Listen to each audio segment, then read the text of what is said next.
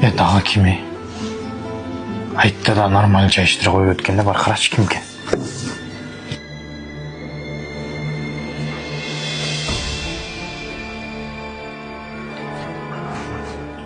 Укаңыз кептір.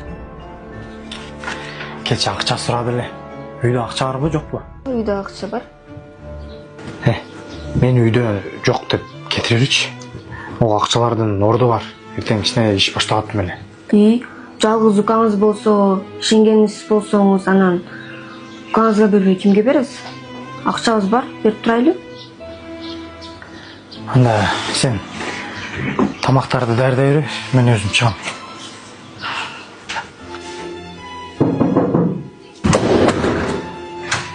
Ассалаумалейкум. Ака, кандай жакшысызбы? Айтыңыз менен, ака. Рахмат, ака. Кандай жакшысызбы? Мен шашылып ататылым.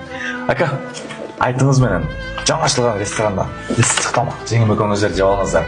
Анан кеч бир жерге өтөбүз, майлыбы ака? Срочно шашып атып мени балдар күтүүдө. Кече акча сурады. Жок, акча таптым, ака.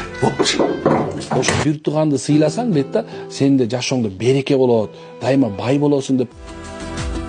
Bir туганым шам чырагы бүлөмдү